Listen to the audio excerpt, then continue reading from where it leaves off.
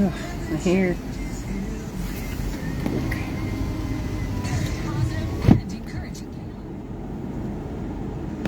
Oh, check this out. There you go.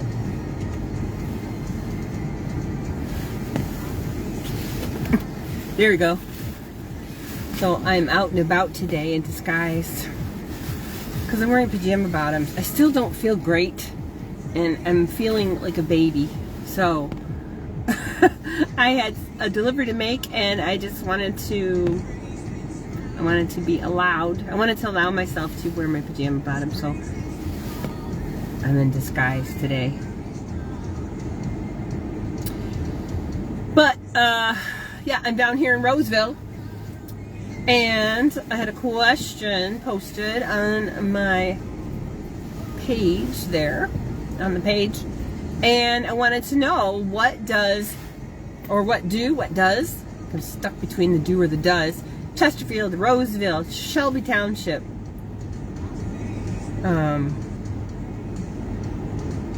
where was it?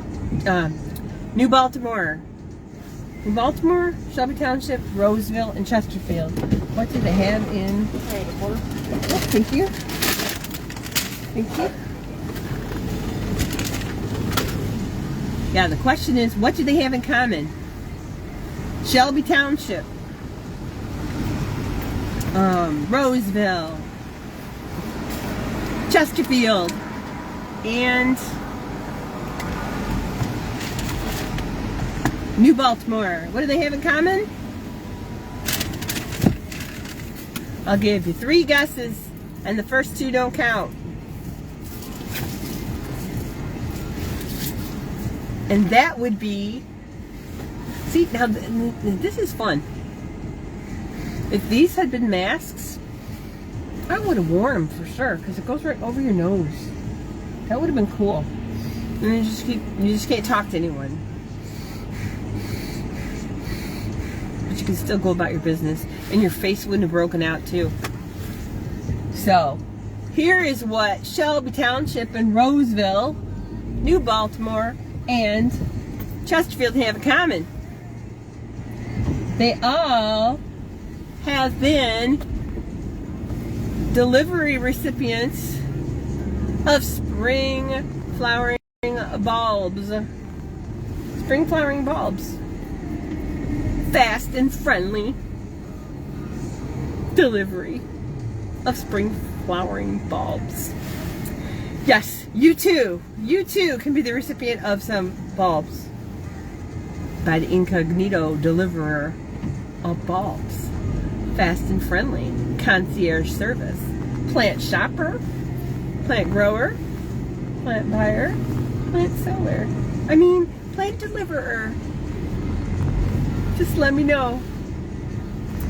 Yeah, but seriously, folks.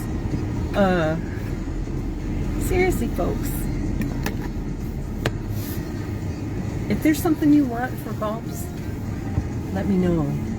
They're not just bulbs. They're flowering. Well, they're growing bulbs. All the leaves are starting to come out, and some of them already have blooms. I've got crocuses. I think I still have some daffodils. I have some alliums. I have tulips of all different kinds. If you want red tulips, I only have 1 pot of those left. If you want pink, I have several of those. I have several of the alibi kind.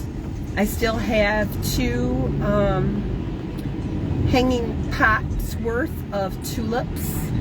I still have very large combination pots as well. So if you want to be one of those lucky ones to benefit from the spring color, you better let me know soon. And I deliver 30 minutes or less guaranteed. No, I can't say that part. But if you're within like 30 minutes of me, I have no problem going to deliver flowers to you. Plants especially. And I just got done in Roseville, and the gentleman showed me his beautiful garden in the front. It's gorgeous. He's done a great job. He even has a pond that he built, and he also houses feral cats. So neighborhood cats have shelters with him, and then they use the pond to drink from. But his garden, it looked really gorgeous in the front. He's got some great things blooming. So he's going to be adding the bulbs I brought for him to the front of his yard. And it's going to be beautiful. Well, it's going to add to the beauty that he's got already. So, anyway. Yeah, sorry I have been absent a while. Well, you might not have noticed I've been absent a while. So what I usually do for the page is I usually schedule ahead of time. I try to schedule like 2 weeks worth of content out. So there's something steady, you know, every day, every couple days, whatever, on the page. And I try to give you something that's going to lift you up a little bit and something that's going to make you laugh a little bit too. Because a lot of the things we do in life, it just really, it needs to be, we have to be able to stay flexible and not so serious. And we need to be encouraged that, you know, some things seem hard until we start to do them. And then we wonder, why didn't we do this before? What was the reason? And usually the reason is because of our brains. Our brains who love us and are just trying to protect us. And they want to keep us from doing something that, oh my gosh, don't make any changes. Don't make any changes at all. So that's what I try to do with the page. And like I said, I try to schedule it ahead of time, a couple weeks.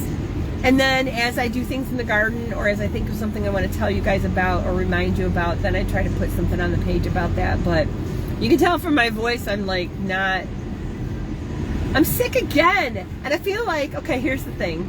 Here's the thing.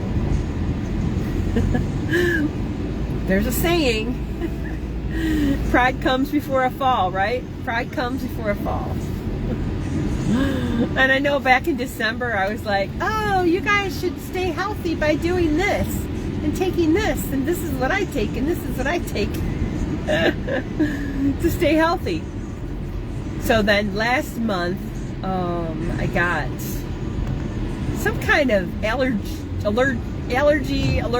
head coldish something where my nose just wouldn't stop running. It was like a marathon. My nose just kept going and going and going and going and going. And it was like a head cold, but it did last 7 days, and then it was done. And I thought, well, Tam, see what you get for, you know, trying to be braggy. Not braggy, but you know what I mean? Someone who says, oh, you shouldn't get sick if you do this. No. So then last week, my husband went out to Connecticut. He left on, it was a super short trip. He left on Tuesday, 2 airports to get there. He stayed for 1 day, Wednesday, overnight into Thursday. 2 airports coming back. 2 different airports. Well, it was Detroit Metro going out and Detroit Metro coming in, but then he had 2 different airports there and back. So I think it was like he had to go to, I want to say Chicago the first time, and then some other silliness, like to get over to Connecticut. So he was exposed to a lot of germs, and anyway, Thursday when he got back, he pulled in. It was in the afternoon. He pulled into the driveway, and he says on the way driving home from the airport, which is about an hour from Detroit Metro. So driving home from the airport, he says he started feeling really, really, really bad, like fevery, achy, headachy, fluish. And as soon as he came in the house on Thursday, he just left his suitcase and he says, I'm taking a shower and then going to bed. And he had the flu. So he was really, really, really miserable Thursday, the rest of the day, and then Friday, a lot of the day, and then he was recuperating. And I didn't want to catch anything, so I tried to steer clear of him. And I slept upstairs each night in a different bedroom. And no, Saturday, I had the fevery, achy, I mean, everything hurt. Everything hurt. and I had fever and like chills, and it was just miserable. So that was on Saturday, and then into Sunday, and then kind of recuperating now. I sound worse than I feel, I think. But like trying to get this stuff, like there feels like there's mucus like stuck always in the back of my throat. I can't quite get it out. So I don't even know why I told you all this. Oh, that's why I haven't posted a whole lot. And it's really been killing me because it's been so warm and nice. And I rather would I would have rather been working out in the garden.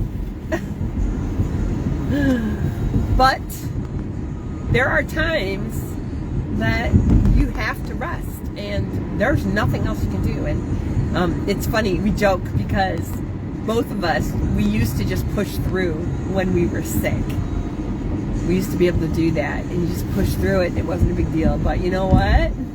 At our ages, we need that recuperation time now. So I haven't done a whole lot of like face-to-face lives or anything like that because I've been miserable. And like I said, the sickness I had last month was with a runny nose and basically Kleenex stuffed up my nose. And then this time it's not that. My husband says he's just about feeling better now, so it's been about a week. So I'm going to assume, which is always a bad idea, but I'm going to assume that I'll feel better by tomorrow. No, 2 days. By Saturday, I should feel almost 100% because that's what he said he is. That's what he said. Did I miss my turn? No, I did not. I do this every time. So I don't know why I'm telling you all this, but I am. Oh, yes. Okay, so be careful. Be careful, because there is weather issues coming up. With the changes in the weather, you got to be careful about the severe weather possibilities. And I did a quick live this morning out front in my front yard, and I talked about putting up hoops and covers, and how important it is to protect what you value. Just like fences are friends, and we protect what we value. We lock our cars, we lock our houses, we put baby gates up, things like that. We protect what we value, so do the same thing with your gardens, okay? Watch out for that weather. Put up hoops. You may never have to put up covers, and that would be great, but if you have to, they're there. They're available for shade cloth if it's too hot, for frost cloth if you need to keep the frosts off or the rain off, because we're going to be much warmer and much wetter this year, is what they're saying. And they're available for bug netting to keep the doggone pests away from your plants. I have a client out in St. John's, and they're doing everything really, really well. They're fencing off their space, and they have raised beds, and they're doing everything really well. But she was really upset because she couldn't grow any kind of brassicas because they kept getting eaten. And they said, you got to cover them with some bug netting. So last growing season, so in 2023, she actually purchased, I think, from like a gardener supply company, and it was a prefab, like a cage that you put over the top of a raised bed. I think it had like a zipper enclosure, if I remember correctly. But she reported back to me this year that everything was growing so well, and she had a crop, and they didn't have any kind of bug issues at all. None of those little green worms, those little green caterpillars. Those are called cabbage moth caterpillars. And the cabbage moths are those white moths that you see everywhere, especially when it starts getting warm out. And they'll lay their eggs, and then they will, the eggs will grow into those cabbage worms, and they'll eat up your brassicas. that includes kale and cauliflower and broccoli.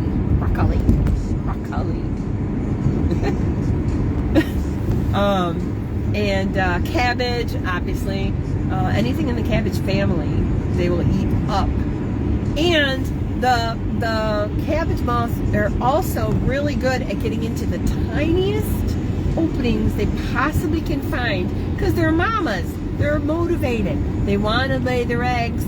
They want their little eggs when they hatch to have a good environment. So they're motivated mamas, okay? If you got kids and you really want them to be able to eat, you're going to be motivated too.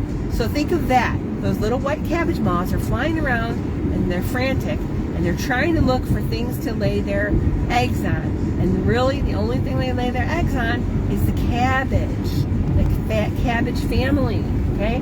Little white cabbage moth, cabbage family, that's what she's looking for. She's a mama, motivated mama.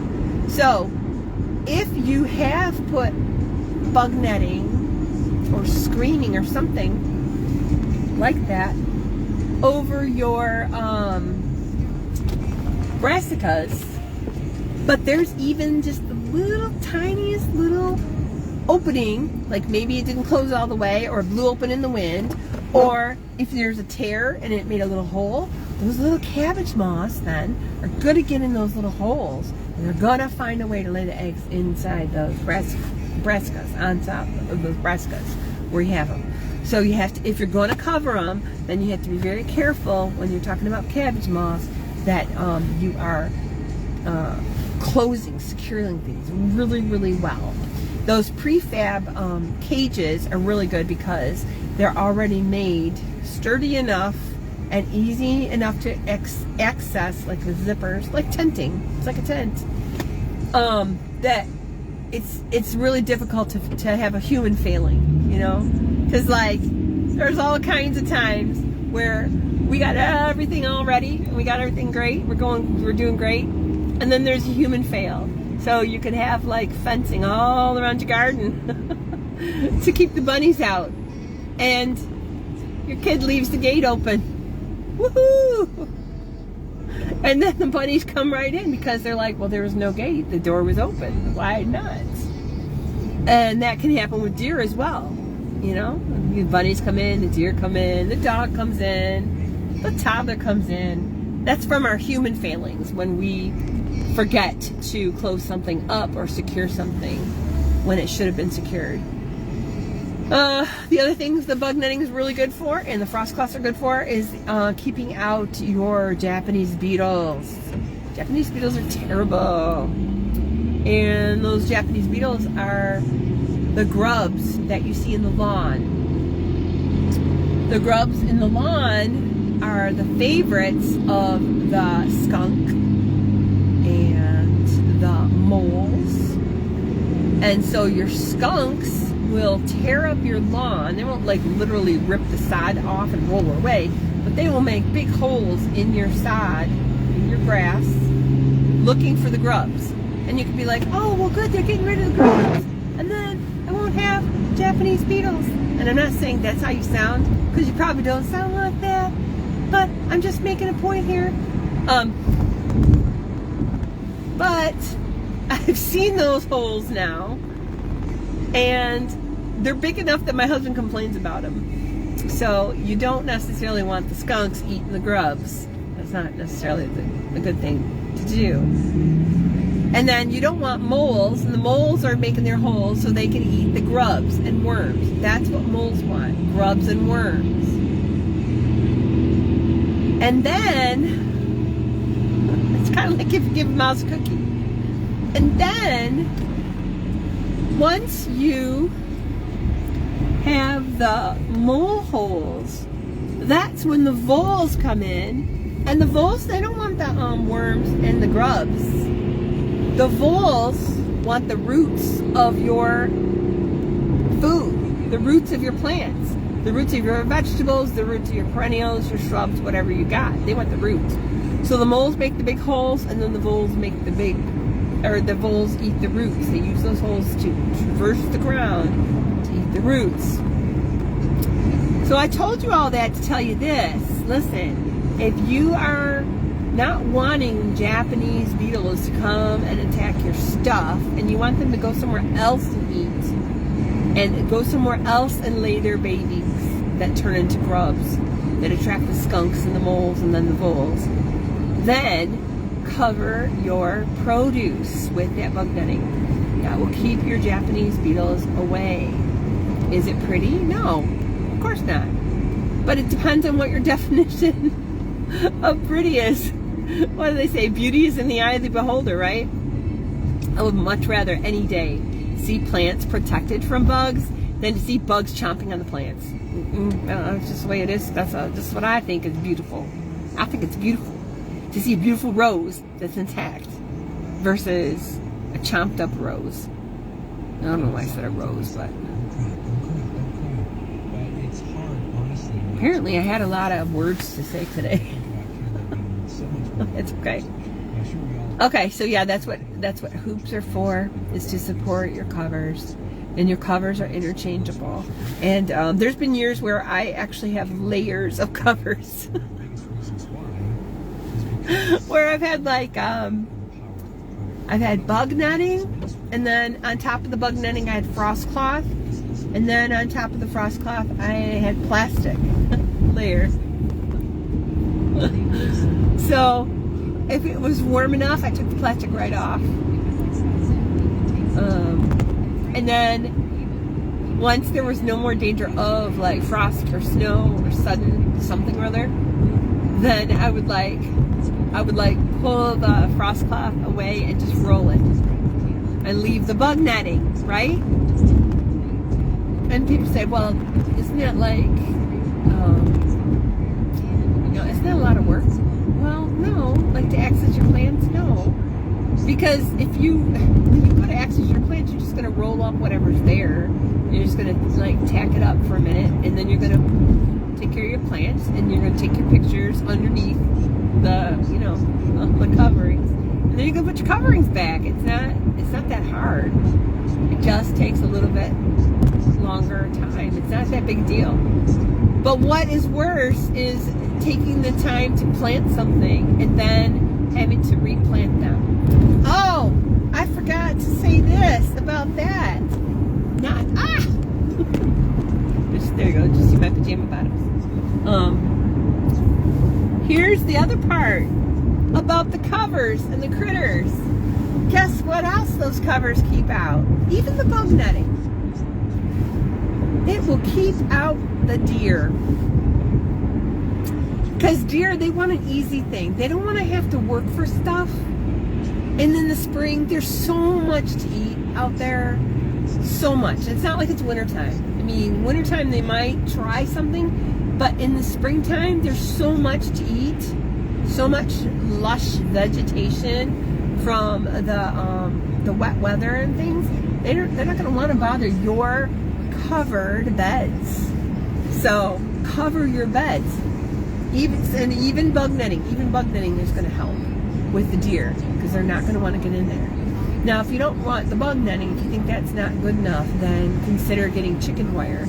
Although chicken wire, if you cover your beds with chicken wire, that is a pain in the butt manually to be installing and then to open and close, unless you make like gates, or not gates, but like doors to open and close in like a cage setting. Then chicken wire is pretty good to cover up your plants and protect them.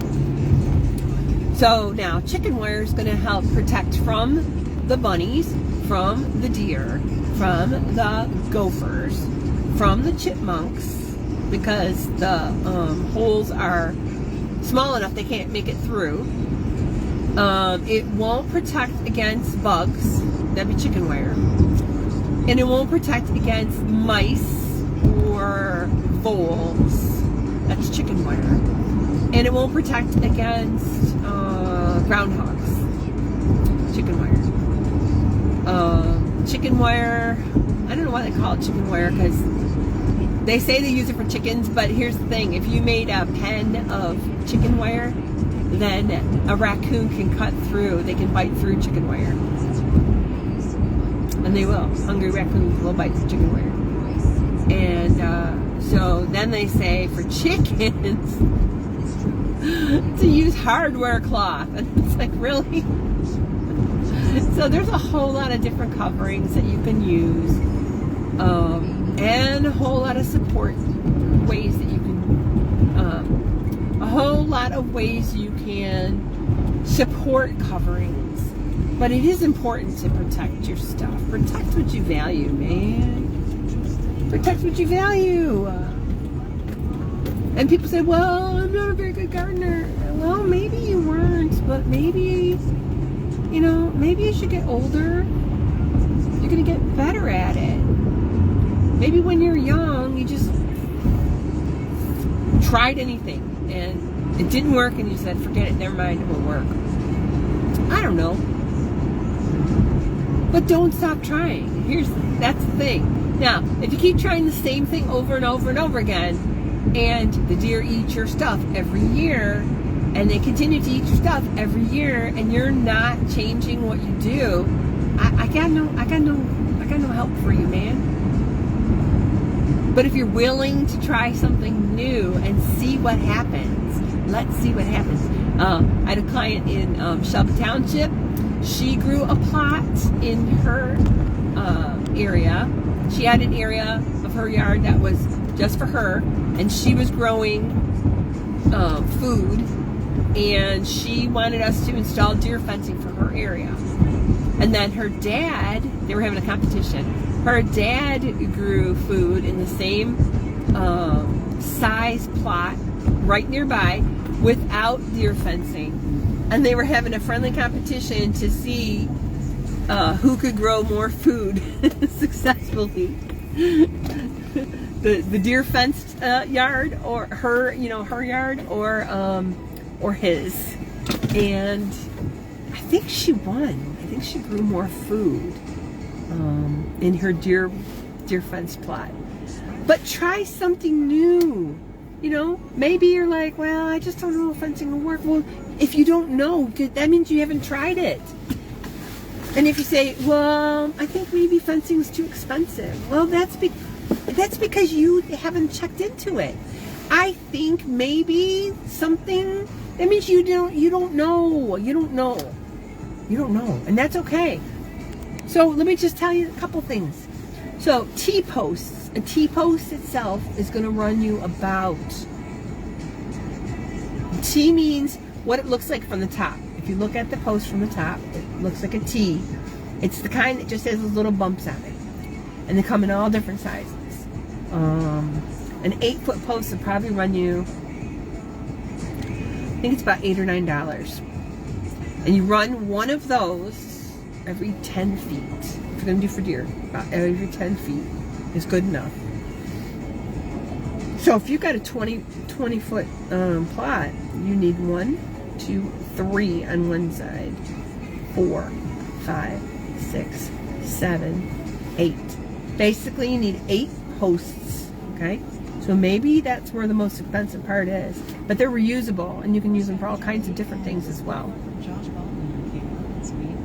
So now, if they're $8 and you need 8 of them, okay, now you're up to, what, $64?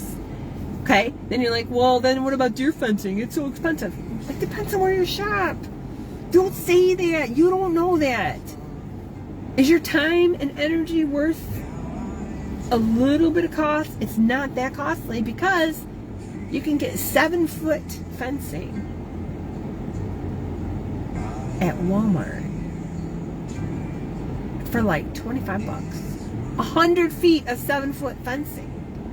So you already got 1, 2, 3, 4, 5, 6, 7, 8. You already got 8 posts, but 100 feet. And you're like, oh no, it's too much math. That's what I was thinking too until I started doing this stuff. It's not too much math. If you got a 20 by 20 plot, it's 20, 20, 20, 20. It's only 80 feet. 80 feet. 80 feet. 80 feet. And you've got 100 foot of fencing, of deer fencing. For, like I said, what did I say? $25. So for $100, you could easily fence in a 20 by 20 foot space. Now you're going to use a little bit more than 80 foot because you need a way to get in and out of it. And so you're going to need just a little bit more to be able to wrap around posts and make a gate and things like that. But still, for $100, I mean, $100. And I'm not saying that $100 is nothing. I mean, $100 is something. And if it's going to save you from having to plant 3 times what you normally plant, or if it's going to save you from, the frustration of having your produce eaten every single time that you plant it, it's worth it. So you have to think about that a little bit. And before you say anything about, oh, it's too expensive, it's too expensive. No.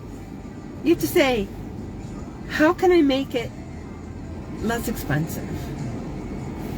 And if you don't have the information in your brain, guess what? You got to go out and look. You got to go out and ask somebody. And I already have like a lot of that information for you, specifically for your spot, specifically for your site. And I'd be glad to help you with that. But if I'm going out in public and if I'm in my pajamas, I might be in disguise. So you might not know who I am. So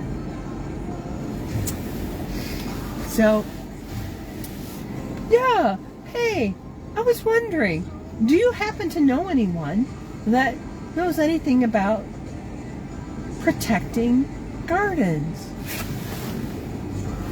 Oh yeah, I heard about this lady called the Lazy Northern Gardener. I think that's her name. Tammy Lowe, and she's helped a lot of people, she says. Oh, do you happen to have that contact information for me? Yeah, I'd love to get it for you. It's super easy. Here you go. Here's her link. Here's her phone number. Here's her email address. Here's her firstborn's name. Here's her blood type. What else would you like to know? Yeah, well, when you're in disguise, you can learn a lot about a person. Okay, thank you. Thank you so much. You see what I mean? Even people in disguise know who I am by now. And, like, I don't know. But you choose. You choose. I never want to force anyone into going past a budget that they're really strict on. I'm not about that part. I'm not about pressure selling like that. But I would love to help you with your specific garden needs, your specific space, your specific garden needs. And I can do that with a consultation. I can come out, take a look for 1 hour, and I take lots of photos and lots of notes. And you can walk with me if you want, or I just do it on my own. But usually people walk with me, and I'm telling them this and that and this and that and this and that as we're walking around. And these are ways that you can save your valuable trees and shrubs. These are ways that you can get the things to grow, like your hydrangeas that you couldn't before. These are things like, how to protect your raised kitchen garden beds.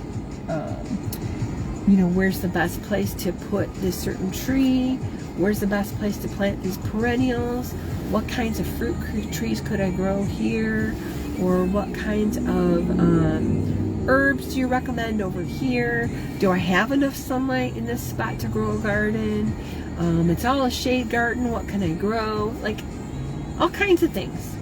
And as I walk around, I'm making observations in my head, taking pictures. As I see something, I'm going to take a picture. I'm going to tell you about it. And then, after that consultation, and after we've met, and you told me what it is you want, and looked around and gave you my feedback verbally, I'm going to type it all up in a report with the pictures, And with all the verbiage and stuff I told you already, just in case you forgot, because it's a lot to take in an hour. I mean, you notice just with these videos, I'm just like, bah, bah, bah, bah, bah, bah, bah, bah. Well, that's what I am with gardening. I'm a special person that way. I find a subject I like, and I'm just like, bah, bah, bah, bah, bah, bah, bah. So for 1 hour I do that with you, and then I write it all up in a consultation, and I will actually put in detailed step-by-step instructions for doing it yourself if you like to.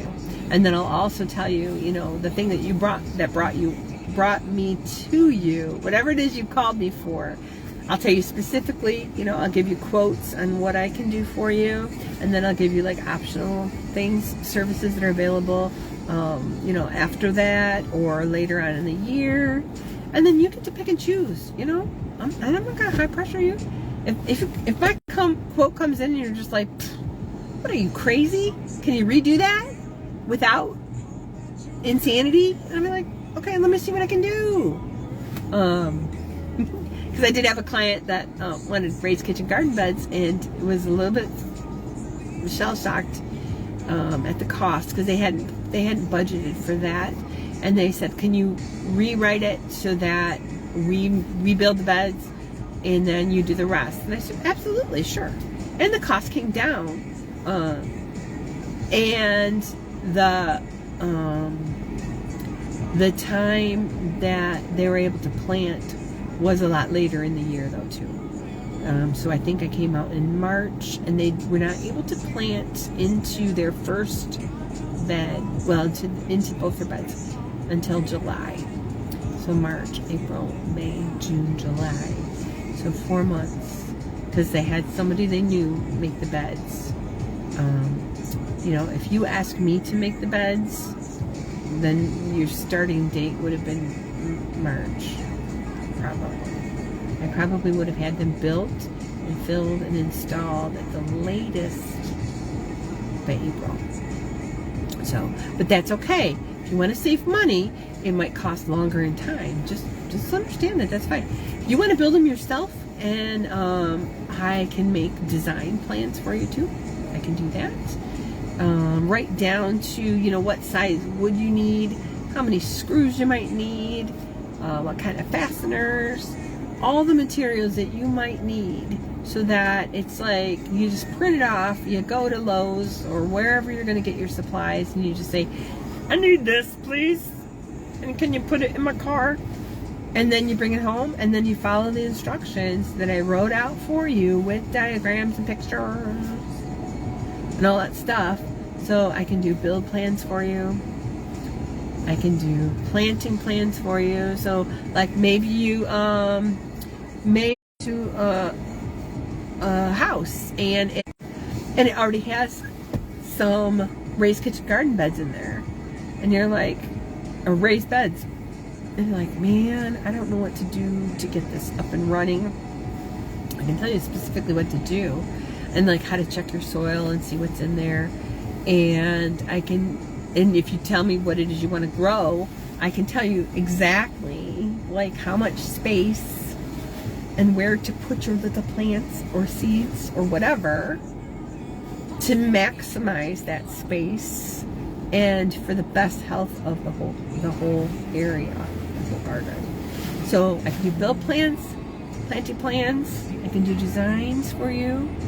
Maybe you've got an empty space in your yard and you're like, I have no idea what I want to see there.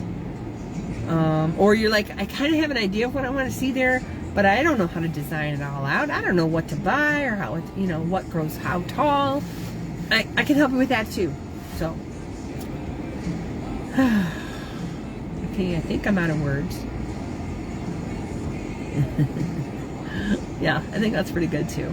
That should be good. All right, all the way down to Roseville and back. What do Roseville, Chesterfield, New Baltimore, and Shelby Township have in common? They all currently have happy spring bulb customers. There, I have delivered spring bulbs to them. Still have some left. If you want some, you better holla, holla, holla. I love you guys. Tammy Lowe, the Lazy Northern Gardener, out of Macomb County. And I will talk to you later. Chat with you later. Bye.